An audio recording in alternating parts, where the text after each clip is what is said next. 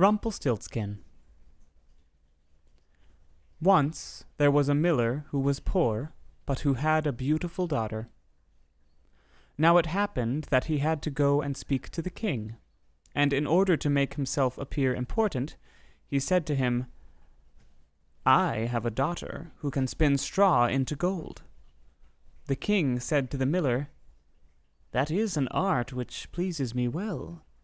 If your daughter is as clever as you say, bring her tomorrow to my palace, and I will put her to the test."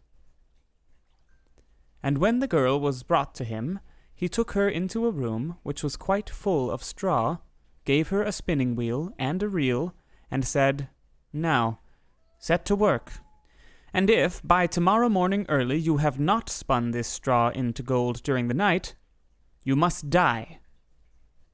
Thereupon, he himself locked up the room and left her in it alone. So there sat the poor miller's daughter, and for the life of her could not tell what to do. She had no idea how straw could be spun into gold, and she grew more and more frightened, until at last she began to weep.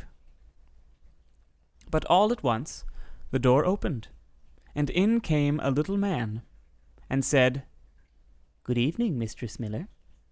Why are you crying so?" "Alas," answered the girl, "I have to spin this straw into gold, and I do not know how to do it."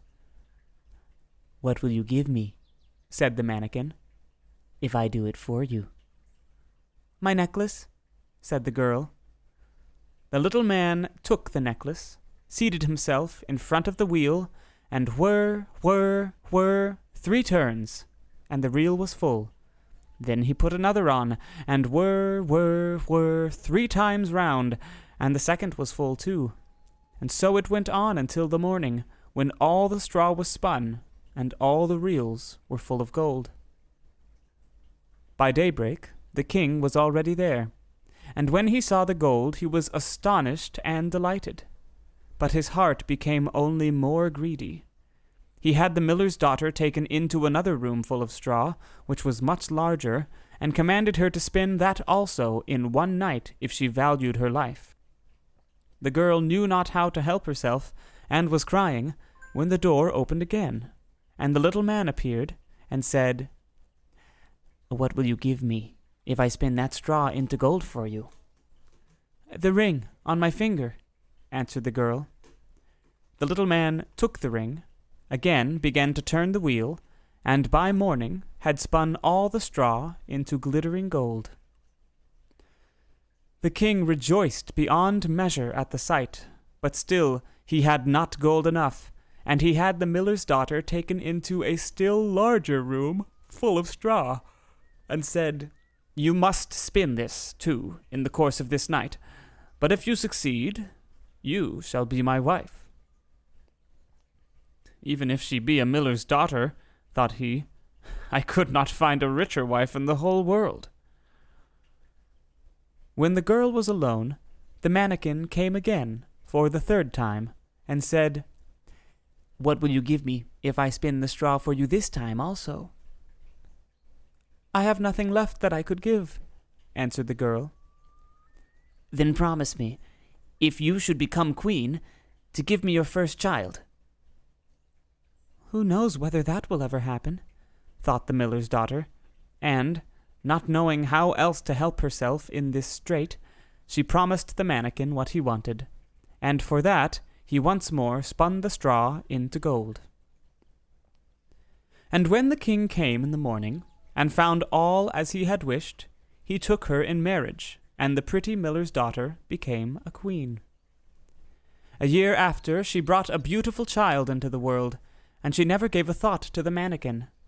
But suddenly he came into her room, and said, "Now, give me what you promised." The queen was horror-struck, and offered the mannikin all the riches of the kingdom if he would leave her the child. But the mannikin said, "No. Something alive is dearer to me than all the treasures in the world." Then the queen began to lament and cry, so that the mannikin pitied her. "I will give you 3 days' time," said he. "If by that time you find out my name, then shall you keep your child." So the queen thought the whole night of all the names that she had ever heard, and she sent a messenger over the country to inquire far and wide for any other names that there might be. When the mannikin came the next day, she began with Caspar, Melchior, Balthazar, and said all the names she knew, one after another. But to every one the little man said, "That is not my name." On the second day she had inquiries made in the neighborhood as to the names of the people there, and she repeated to the mannikin the most uncommon and curious. "Perhaps your name is Short Ribs, or Sheepshanks, or Laceleg." But he always answered, "That is not my name." On the third day the messenger came back again, and said, "I have not been able to find a single new name. But as I came to a high mountain at the end of the forest, where the fox and the hare bid each other good night, there I saw a little house, and before the house a fire was burning, and round about the fire quite a ridiculous little man was jumping. He hopped upon one leg and shouted, 'Today I bake, tomorrow brew, the next I'll have the young queen's child. Ha, glad I am that no one knew that Rumpelstiltskin I am styled.'" You may imagine how glad the queen was when she heard the name. And when soon afterwards the little man came in and asked, "Now, Mistress Queen, what is my name?" At first she said, "Is your name Conrad?"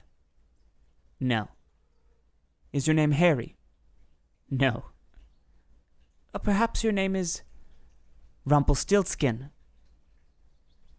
"The devil has told you that!